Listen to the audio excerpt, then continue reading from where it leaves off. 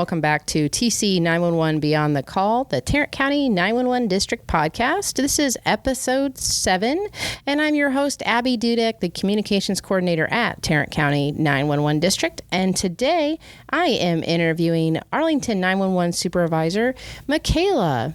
How are you doing today? I am good. Thank you. How are you? I'm doing pretty fabulous. Thank you so much for being on the podcast. I know you have busy schedules and doing your thing, so I appreciate the time that you've devoted to do this. Absolutely. Thanks for the invitation. Oh, you're welcome. I like the new arrangement in your supervisor's office. I do too. It's a lot more open.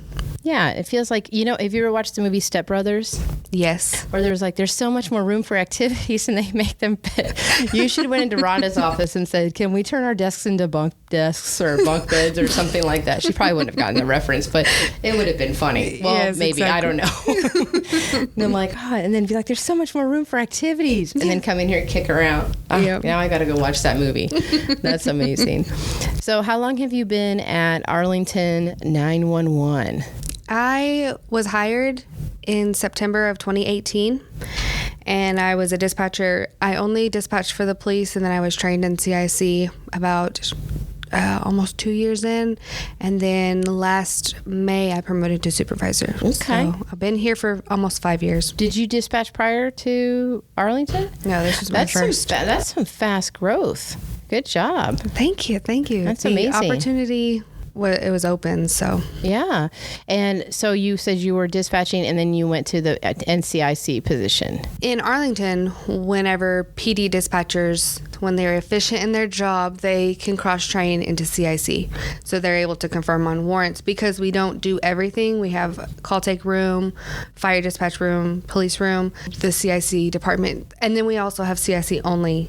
Do you want to explain to everyone, our fun friends and the public, what CIC means? So CIC is the area where we keep all of our warrants because every agency has to have warrants on hand. And since we're the ones that confirm on them, everybody, I think all over the nation, but at least in Texas, we have to keep it in dispatch to where we're able to confirm on the warrants. We keep our missing persons information, all of the cards. We have individual cards for missing people and stolen vehicles, stolen guns. So we have kind of like a room dedicated to that area where it's like files, alphabetized, numerically, however it's organized.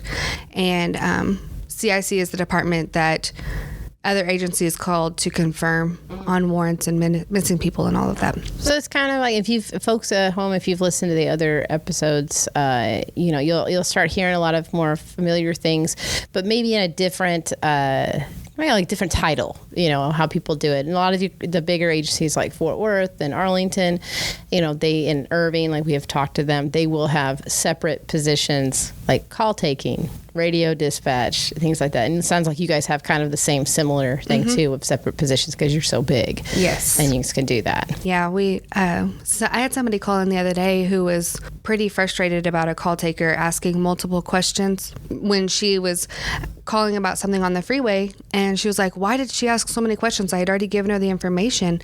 And so I explained to her that we have 3 different rooms, and the person that was taking her call was solely dedicated to taking her call, so it wasn't slowing the person that she had called about getting any help. And she's like, oh, thank you so much. That makes it, where I'm a lot less frustrated. I was just like, just get there. I don't know why you're asking me all these questions. Yeah. And that's one of the things that people get really frustrated about in 911 communication services is the questions.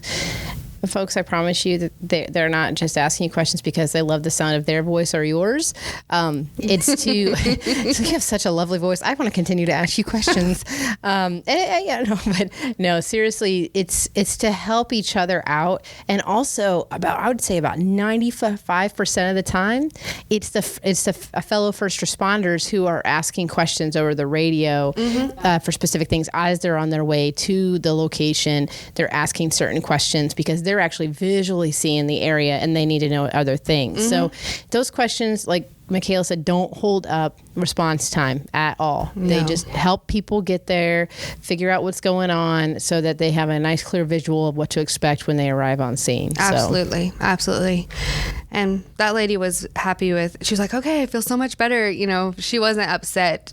And when she first called in, she was a little upset. So I wanted, you know, whenever the call taker asks questions, it's definitely for scene safety. They want to make sure that the officers or the fire department or the ambulance, whoever is going to be taking care of the emergency, to where they're safe as well. Mm-hmm. Yeah. And I can understand frustration, you know, with citizens and that kind of factor. Because to them, like, I mean, to y'all, this is an everyday thing. Mm-hmm. You know, you're in it, it's an everyday thing.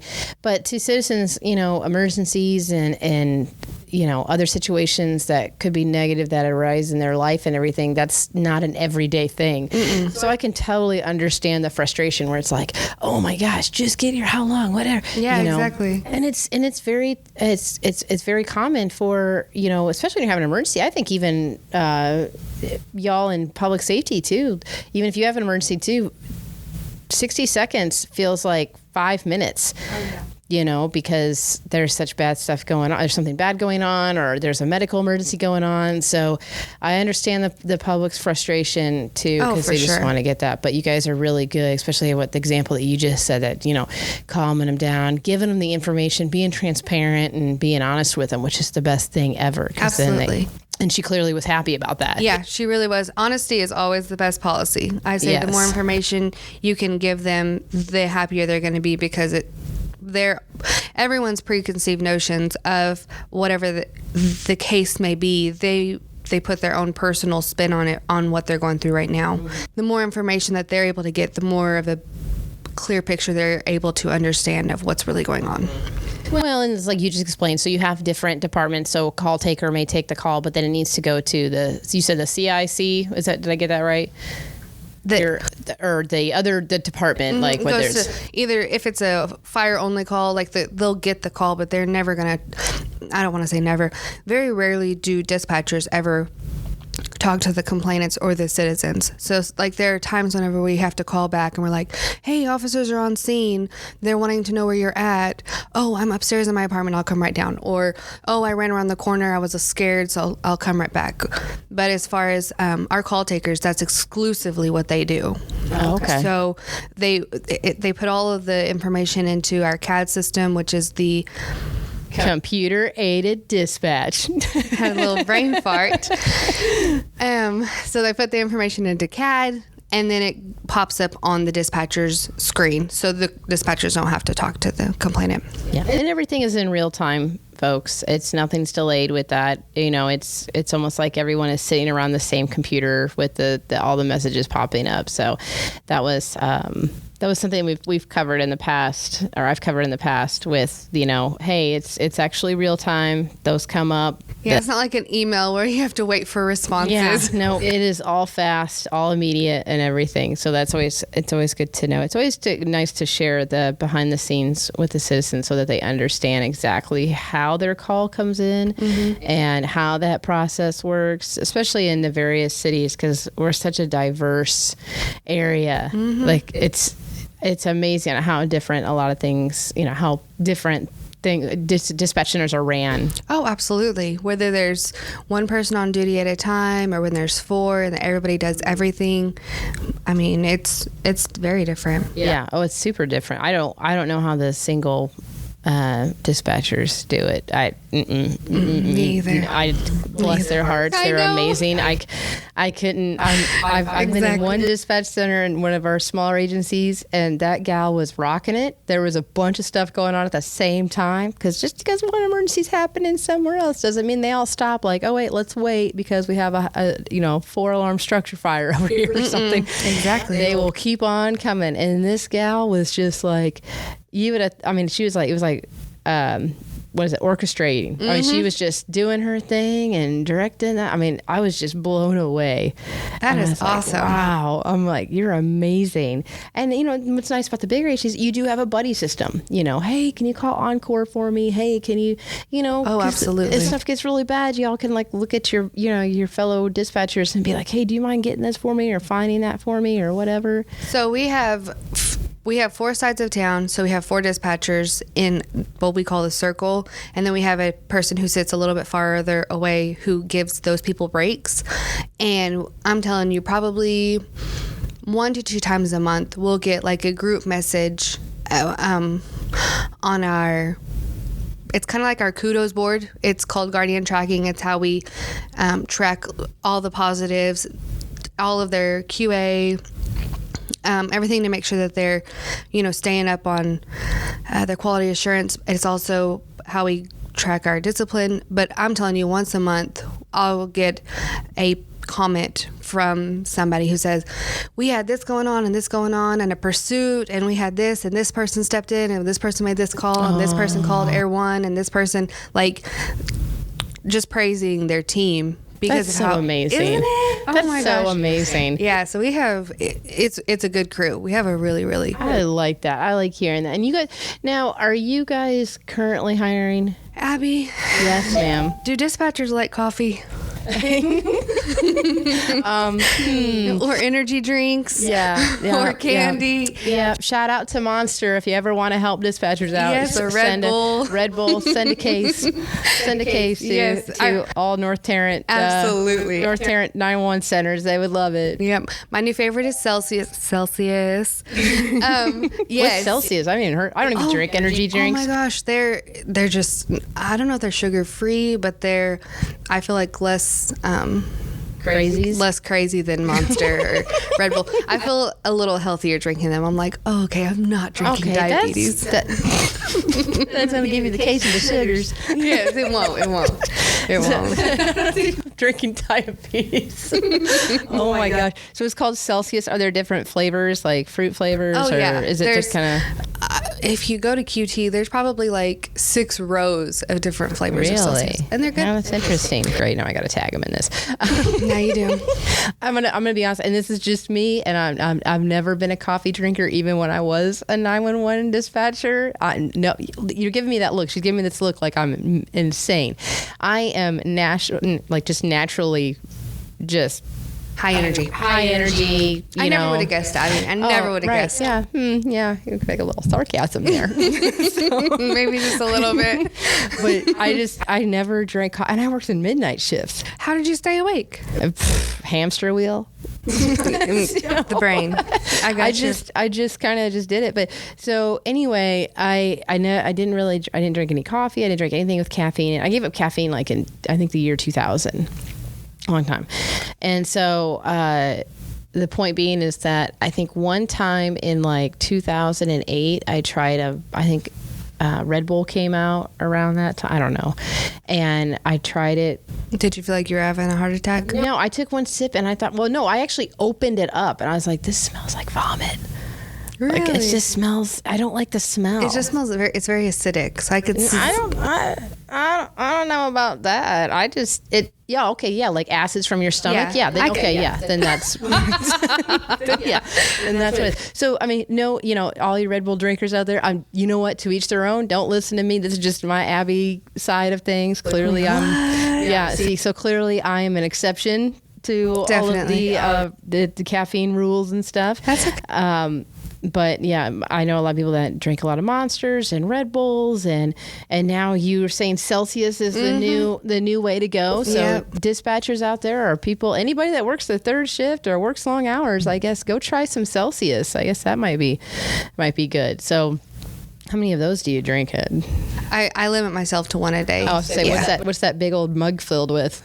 This is water. Okay, good. Yes, good, ice good, water, good. and then I have. And then there's a Starbucks right there. 4 shots of espresso with cream. 4 shots of espresso. Yes, but my body's used to it. Yeah. So if you don't have it, then you get the shakes or something. Curl up in a ball and rock back and forth. Like by the second or third day, I have a headache. Like I can tell it's an addiction, and I've kicked it multiple times. You know, the biggest milestone is admitting.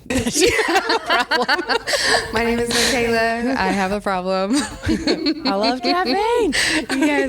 Yes. I sent Mitch, my supervisor partner. Shout out to Mitch. Yes, we love Mitch. Mr. Pennywell. He's the best.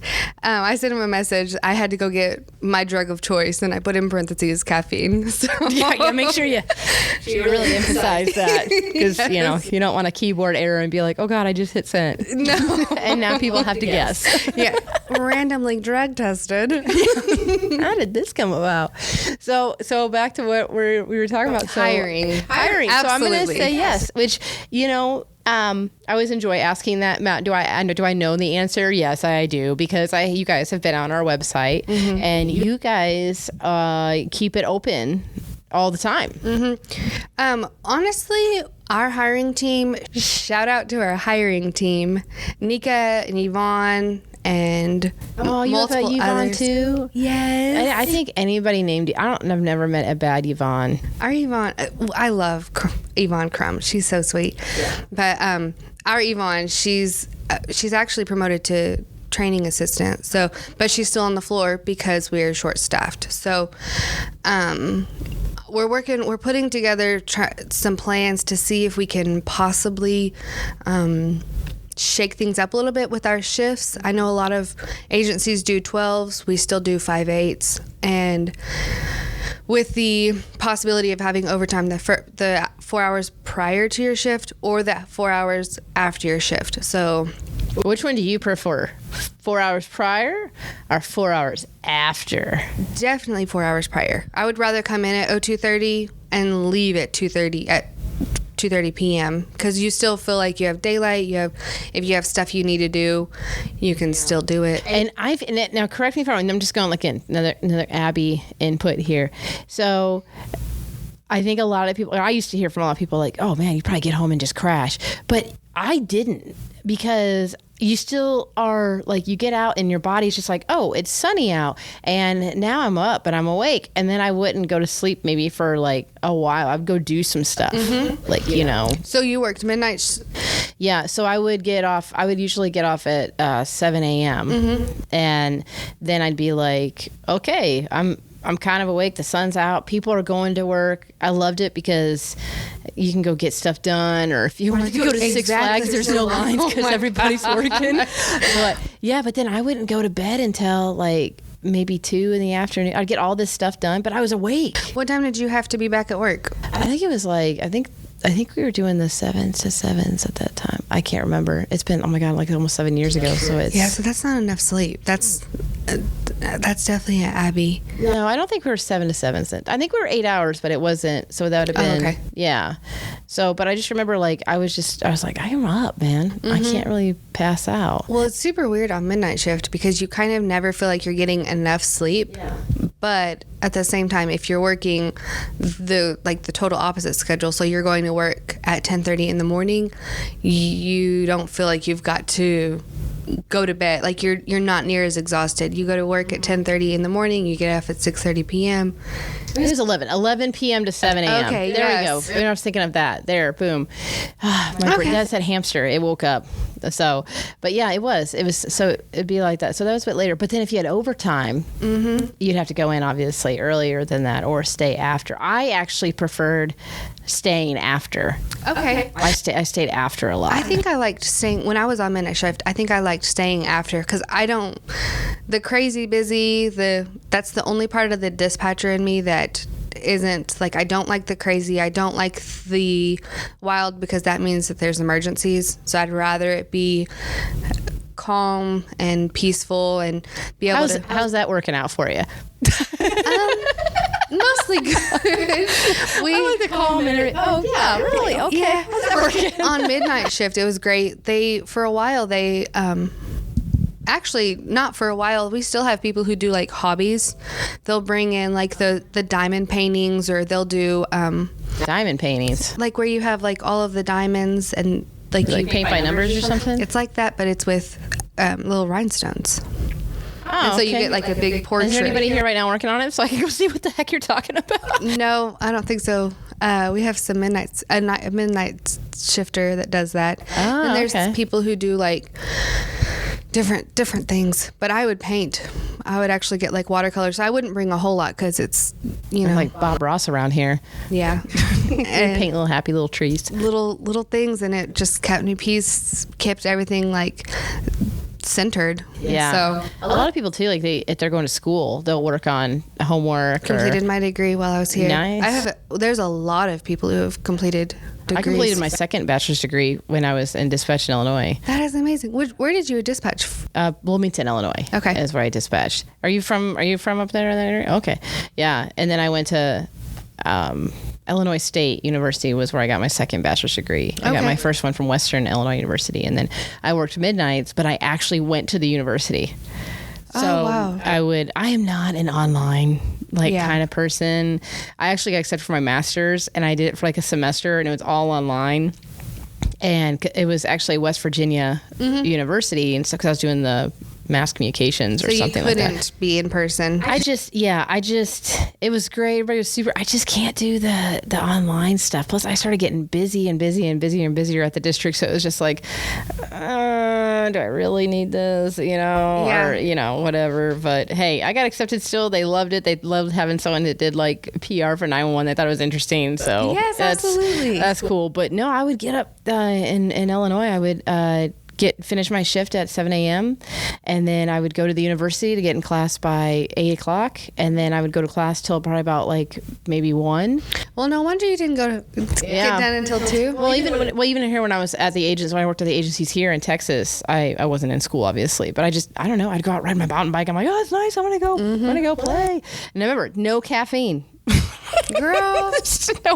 I'm even as we speak and have this interview, I am wearing my bike stuff under my clothes because I'm riding my bike after that. I think it's got 106 today or something. It's hot. But I like it spicy. But anyway, I would physically go to the university and do everything. And then in the midnight shift or in the overnights, I would work on like different projects and things like that I had for my degree and ended up finishing. And then I packed up and moved to Texas. Yes, God's land. That is amazing. Well, congratulations. Congratulations to you. Thank We both you. did it. Look at that. Yes. See, and you know what, folks that are listening, you could do that too because do you guys have tuition reimbursement here? We do through the city. I don't know the details about it though. Oh, okay. You don't know. Did that help your degree at all? Or were you not here when you did that? I just Or were you halfway, like already almost done? I was pretty close to being done. Oh, okay. I think it took me, I want to say an additional 2 years, but I was going really slowly. But yeah, so you can do that too. You could go to school and work the midnight shift and get it done because there's so many dispatchers like us. We did it. There's so many others that do it, and a lot of agencies offer tuition reimbursement and everything. So if you're like, hey, I really wanted to go into administrative work or city management or something like that, and what a great way to get your foot in the door and get your name out there working in the dispatch and also getting reimbursed for half your semester. I mean, exactly. That would be super because college is not getting any cheaper. No, it is not. Especially because a lot of the universities or colleges offer the online, and not everybody needs to be in person. Some people do really well with no shade. I like being I love people. I love humans. I need to be around them. Yes. I feel like that's how you get your energy. Yeah, the pandemic was really hard for me. I was like, I have no interaction. Yeah. Yes. I just me and my bike and Chuck the bike duck. We would just ride. Then you'd see other people like, I'd be like, hey, hello, hi over there. What's that one video? They're like, what's your name? Tony. What?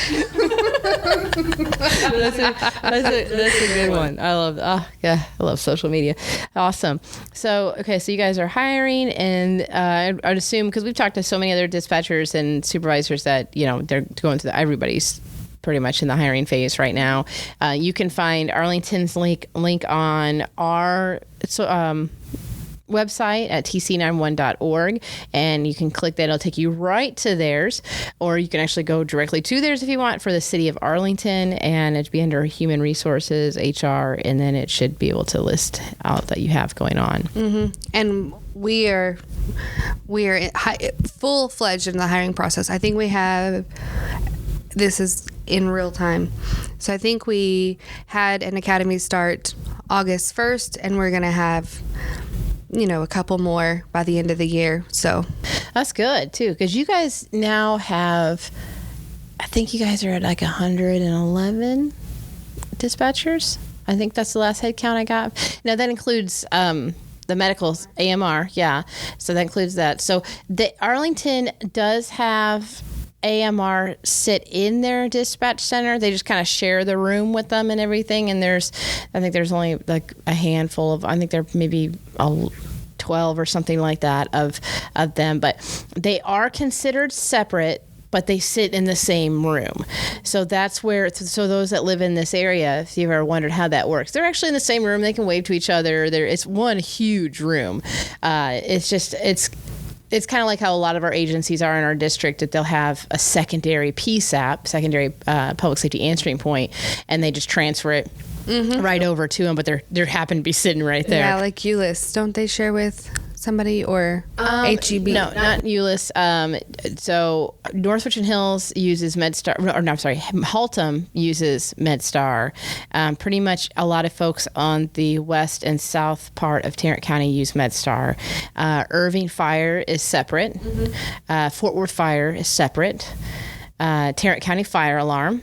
So a lot of folks will use them, and then they'll transfer those. So we have a few of the secondary PSAPs. MedStar, that's who we were talking about, who dispatches for pretty much the west side of Tarrant County and the southern side, so Fort Worth and Benbrook and Burleson and all the other cities that are along that side. So it's just, with you guys, it's different because they're actually in your building. Yes, which is handy. I would say that'd be a lot better too. Yeah. Because you can just, like, you can maybe go ask them, like, hey, how'd they do, or something. Because sometimes when you get a call, and I'm sure you get a little piece of it, and then you're just like, oh, I hope everything's okay. Oh, absolutely. Oh, yeah. Especially if there's, like, if it's an ongoing situation and we're trying to get updates. Sometimes, like, if police officers are wondering about something that's going on with a patient on scene, and so the dispatcher will message the AMR dispatcher, and they may not get an answer right back because the AMR dispatcher is waiting. So I can,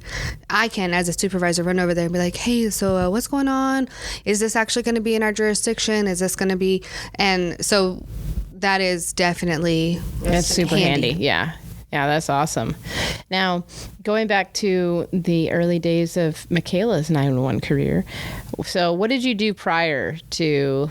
Oh, girl. I worked for a promotional products company. I was just a customer service representative, and then I moved to sales, and I learned very quickly that mandatory I used to work in sales too, so I know exactly what you want to say, but you have to choose what you can say. How do I say this? Oh, your expectations of sales. Yeah. Yeah, your expectations of sales are hard. That pressure point, that's not a pressure point that I thrive under. So I used to sell timeshares. Girl, how did you for Hyatt? Okay. I actually liked it. I mean, you're such a people person. Well, this was over the phone too, so these weren't in person, but it was.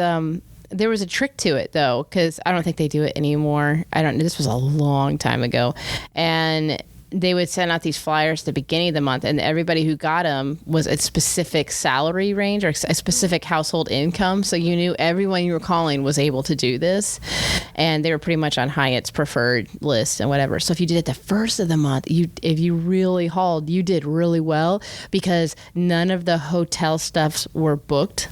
Oh, yeah. Yeah. So there'd be like all these great places in Florida and Carmel, California. Hawaii. Not Hawaii. They had only specific ones, unfortunately, but at that time. And so if you got there, if you were like really getting them early and stuff, then they'd pick all like Labor Day weekend, Memorial Day. They'd pick all these weekend dates because those will fill up fast. And then some people don't want to travel during the week.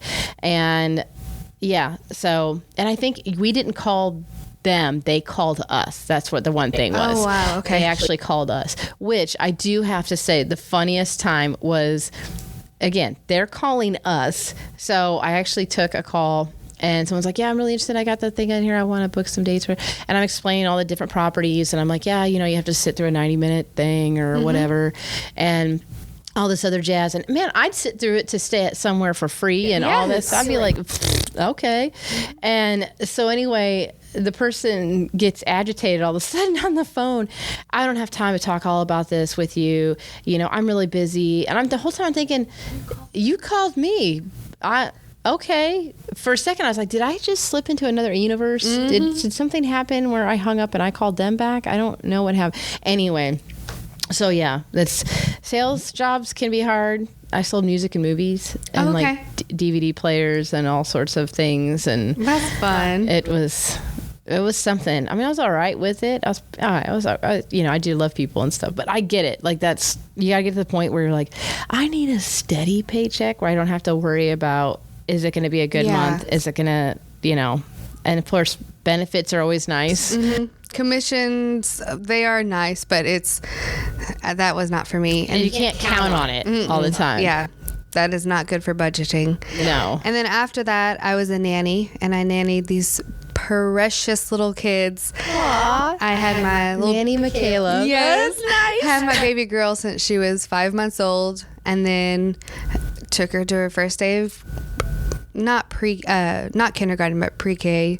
She cried, broke my heart, but and her older brother, he wasn't in school at the beginning, but he got into like pre-K a few years after I started, but had them for 5 years, and they were my little buds. I still see them. Aww. Their dad is actually an Irving police officer. Oh, okay. And their mom actually was a dispatcher for Irving for just a very short time. Oh, okay. So she kind of knew the field, and that's really awesome. Yeah. That's all connected. Yes, that's all connected. So sales, nanny, promotions person. That's okay. And then so where did you hit the point where you're like, you know what? I'm going to wear a headset and make a difference and save some lives. So where did you be like, I want to be a 911 dispatcher? Well, my brother is a police officer in North Little Rock, and he had told me about it because the kids were, like, I was about to lose my job, not just because the kids were aging out of nanny being needed. No one is 21 with a nanny. No. At least I don't think so. If they are, okay. That works for you. That's great. No, that would be a problem. That's enabling. Okay. So it took about maybe a month, and I found that Arlington, I applied for a couple of agencies, but I lived in Arlington. Like I had lived here since I was 13. So it was right down the road from my parents' house.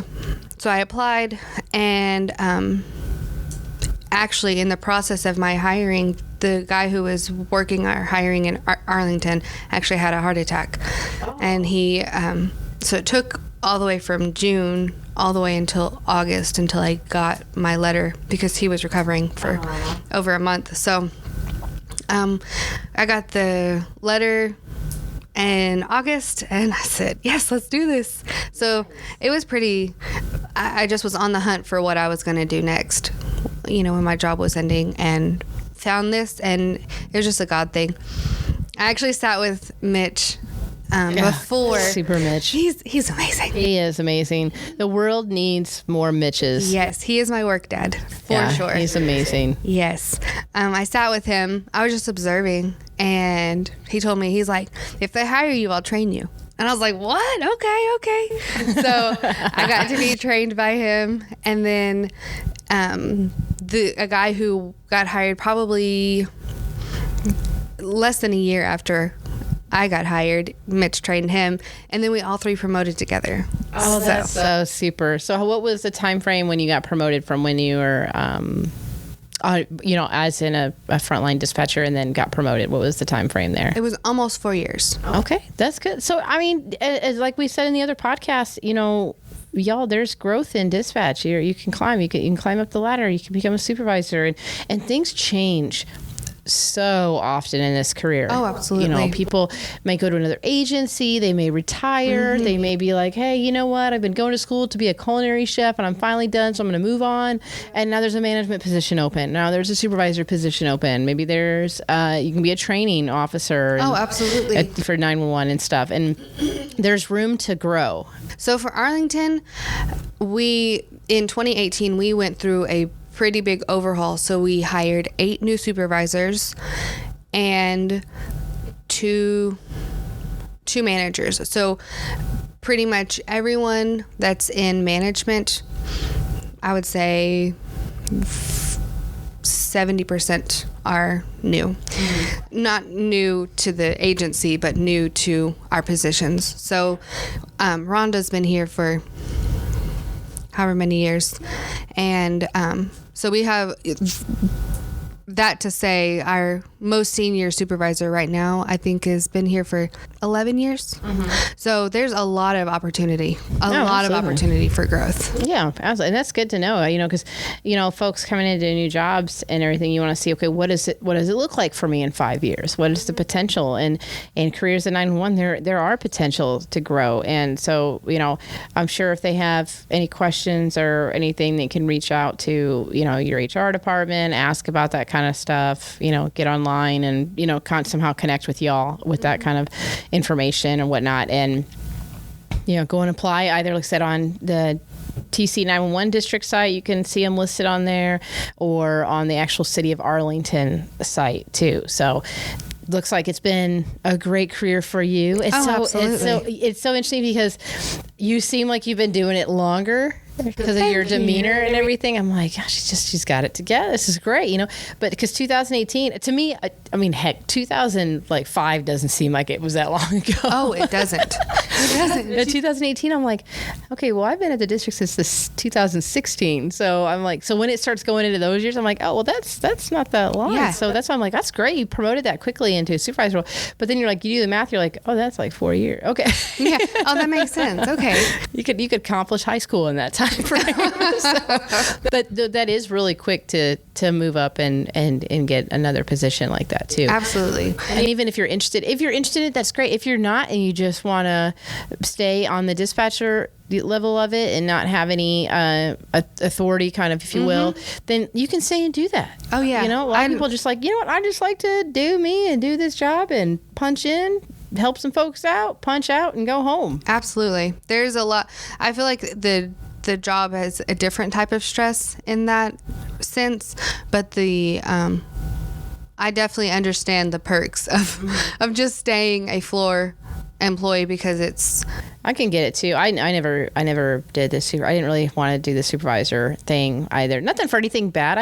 I like just coming in, doing my thing, and then, you know, go out and do your, you know, whatever. But you can also be a training person too. You could be a training supervisor or training CTO. A CTO. We love our CTOs. I don't think our CTOs get enough praise, honestly. Like, they're training the next generation, and it's hard because there are some people who this industry requires a lot of multitasking, and that's not for everybody. Some people are just like one task at a time, very methodical. This industry, you have to be able to know kind of 6 things at once at all times, and so it's not for everyone. So our trainers, it's a lot of emotional, it's very emotional for them, because they're pouring out all of their energy, and they're investing so much into someone, and it may pan out and it may not, and it's not anything that they're doing wrong or anything that you tried something and it didn't work out. Like, if I went to go try out at Texas Ballet and you know what, I just am not a good fit to be a ballerina. You know, doesn't mean I'm a horrible person or a lack of intelligence or physical ability. It's just not my thing. Exactly. I wasn't put on this earth to be a ballerina. Your toes are not that strong? No, they are not that strong at all. Or to be an astronaut or a mathematician. So there's just, we all have our fits. Yes. Where we fit in, and that's okay to try things out. But, you can say that you tried it, you put your effort into it. But majority of the time, some of the, a lot of the trainers in here and other cities in our district, they're really good. They're so experienced, and they have so much passion for the job, and that they want to bring in that next group of like, hey, you can do this too. I started like this, and it's okay. Yes, they are amazing. I love our group of trainers. I love to hear that. So that could be something else that if you're interested in a career in 911 and you want to come apply at Arlington, you can, be a CTO trainer and help train the next group in, and really make a imprint in someone else's life as they grow. As someone's going to make an imprint in your life as you come in, to pay it forward. Here's a really cool thing. A lot of times whenever the new class comes in, they'll teach everybody who's on the floor something, or they'll teach their trainer something that has been implemented and not spread to the floor yet. So it's being taught in class. Hey, there's a new type code. Hey, there's a new shortcut for XYZ. And they'll teach their trainer, and they're like, wait, that's a thing? I didn't know you could do that. So they'll spread it. So the newest group are actually teaching too. Oh, so that's great. Okay. A little back and forth there. Absolutely. Because technology continuously changes in the 911 industry, which it should, because, we have, 911 has to keep up on not only phone technology, computer technology, but even the internal structures of how you guys run people and do your, warrants and everything that you do, in a kind of almost a clerical sense of all those programs have to be updated also. And then the state will change stuff. And then next thing you know, you're like, oh no, you don't do that. Now you got to put it here. Yeah. Normally it's like little things like, oh, you used to use a semicolon and now you don't have to. Or now something. It's a comma. Now it's a space. It's always little things like that. Yep. You're like, okay, either that's really sufficient in the code or someone has a sense of humor. Yeah.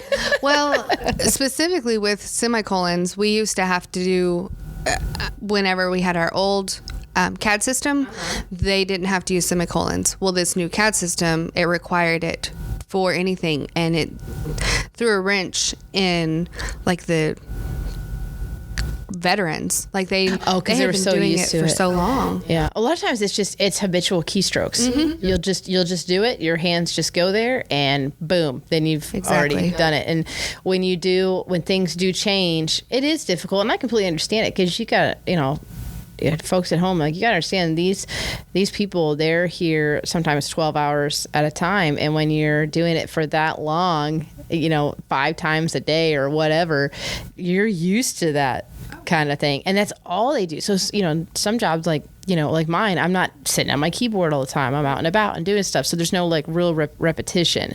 So when you throw something out there, it totally is like, oh gosh, it's almost like you take the same way to work every day.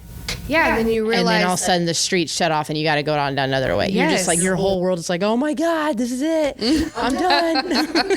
Exactly. I've definitely had it to where, like, the last 5 minutes of my ride, I didn't realize I was driving. It was so mental memory, like whether I was exhausted or whatever. And that's how it is when we're dispatching. It's just like dispatching this person, putting them en route, and putting this comment in this call, and putting this traffic stop, and it's so repetitious. It definitely becomes more mental memory. Yeah. You all do a lot, and all the dispatchers out there nationwide do an amazing job, and I am so proud of all y'all and what you do, and the public. I know I can confidently speak for the public that they put you guys on the pedestal that you deserve. They think that you're all amazing, and this is everyone. I've go to a lot of cities, and they're always like, oh, we had to call them, and then they were so nice, and they got, they did everything they could to help us out and got us the help we needed, and they're just like, they just need more recognition. They need this. The public loves 911 dispatchers. They know what you're doing. They totally get what you guys are doing. Well, we love the public. They totally why we get do it. what we do. Well, that's awesome. So, Michaela, I really appreciate your time today. This was fun. Yes, absolutely. See, it wasn't Thank that, you. Wasn't that scary? You could tell everybody, that wasn't bad at all. It wasn't bad at all. It was a good time. I mean, come on. Did you really think that I would come all over here and be like, all right, let's seriously do a pod? Do I seem like I would do a serious podcast? No, I can't imagine you keeping a straight face for very long. I can't do it. We have to have a giggle. We have to share some fun stories, plus it makes it a little bit more entertaining, and, people get to know that, hey, there are some wonderful personalities in 911 and talented people too. We need all the personalities. Yes. Come in, bring your personalities, Absolutely. bring your paint by numbers or diamond by numbers or whatever your guys' color. We do coloring books. We have. That's fun. And you guys did decorate your dispatch center too. Yes. Like I just walked in here, I'm like, oh hey. I mean, it's still decorated for the 4th. Oh yeah, that's so you guys. You guys still decorate. You guys decorate your dispatch center too, because I walked in. You guys have your thin gold line flag that you pin up. It's always the same wall, and it always changes every time I come here. Yes, there's always something new. Are you going to decorate for Halloween? That's Halloween and Christmas are our main ones. The center is very, very transformed. We did one a couple years ago that was The Nightmare Before Christmas. That was the Christmas decorating contest. That was my favorite. Which we had this conversation with some folks at Irving. Really? Yeah. You know the whole thing with Irving and the decorating contest. No. Okay. There's tea. There's tea. I'm still learning these new terms. That's one of them. When you say, "Oh, tell me the tea." Oh, yes. I get it. Spill the tea. I thought of like when I was in, how they like dump the tea in the Boston Heart. Hey, I remember that. So if my history teacher's listening, he'll be like, "Oh, wow, Abbey was paying attention." And so anyway, but so I used to host these Christmas decorating contest, yes. And that was the night before Christmas. But then, the pandemic happened, and that we had just a lot of different changes and stuff. So it was people just weren't in the they kind of needed a break and didn't have a lot of time to be like, hey, we kind of need some time to build stuff back up, and also the funds, everything was just kind of on everything lockdown. is just kind of So, but Irving has always been the one that's like been everybody's biggest competitor. Oh, so. Ask someone. I'm trying to think who you can ask. Well, Mitch would know. If you ask Mr. Pennywell, he would know. And just be like, Irving 911 decorating contest, or TC 911 decorating contest, Irving, go. And then he'll be like, oh, they're so hard to beat and stuff and everything. So it's tough. It makes it so hard for me. I'm like, oh God, because I want everybody to win. Yeah. And I don't want anybody to be upset. Okay, or Abby, tell me, what are the tips and tricks? What are you looking for? I actually give them when I send the email out. And you've been here since it goes to supervisors, though. Yeah, it would go to supervisors. So the last one we would have had, I think, was the Snoopy one. Oh yeah, that was before I promoted. Yeah, so I think it was the Snoopy one, and I want to bring it back. I just have to hold off and see what we're going to do, because I know there's so many changes in a lot of our dispatch centers in the county and stuff, so I don't want to spring something out. And then the hardest part is I got to have people participate, because I can't have like 3 centers, and that's not really competition. I mean, no, that's not really. I like. It would be an easy win for us. One year there was like 17, and I was like, wow. "Oh, it's gonna get real." That's awesome. People were savage. No, yeah, it was good. It was savage in a fun way. Like everyone was good. I like creativity. Like, don't just go buy something and hang it up. Like, I like when people actually like, hey, we cut out this, we drew this, we built this. I love creativity. I love humor. I love Easter eggs. So if there's stuff that I have to find or whatever, what was some of the other tips all these tips were shared with everybody. So if there's anybody else listening, be like, we didn't know that. No, it was all shared with everyone in my email. If they read my email completely through. Oh my gosh, you always do that though. There was this one year where you're talking about. You entered it into the email, and then you were like, if you respond to this email, you get a shirt or something. I had to. I was like, I got to put something. It was like, if you've made it this far, email me and I'll get you a shirt or something. I for sure read that email. Yeah, all the way through. And I would do that so I could give people to read the email. And I should bring that back. Yes. And so It was tough to have, bring it back. But that year that we had the 17, it was great because I had 3 separate categories for large agencies, medium agencies, and small agencies, because I try to make things as fair as possible. Someone who has 8 employees can't compete with an agency that has. A lot of them do an amazing job, like Benbrook and even DWG, like really, Pantego, those gals did an amazing job too. They just get together and they make use of the space that they have. Yeah. And it just blows me away. And I'm like, oh my gosh. It used to be snacks. Snacks were always like, oh, if you got good snacks. But because of my health restrictions now, they have to be specific snacks. So they have to be like, no sugar added or sugar free, low sodium, no dairy, vegan or plant based. Yeah. So the last one I did, I think Mansfield had some salt-free almonds for me. Oh, that's sweet of them. I was so hungry too. You were like, yes. I've been on the road like all day, and I can't stop really for a lot of places because it's not like I'm stopping at the Mickey D's or Taco Bueno or anything like that, or the good old Whataburger. I do miss myself a good patty melt, but my vascular and my vascular team and my cardiologist probably are okay with that. I can't. Yeah, they're like, no, ma'am, that's not allowed. That's not going to be good. But man, those are so good. Make something plant-based. Whataburger, come on, plant-based. So it'll get there. I think there's more options now. But anyway, so that's kind of the tips and tricks for that. So I'm hoping to bring that back, maybe not this year, but maybe next year or something like that, and kind of start off. Plus, I feel like there'd be a whole new refresh of people. Oh, for sure. A lot of people are retired and gone to different places, and moved up in their own department or whatnot. So I don't know. We'll have to see. And that then sounds you can be great. like, I'll have to think of a theme. I think we've done National Lampoon's Christmas, Snoopy, Polar Express. One year I gave y'all like a bunch of options. Like you could pick one.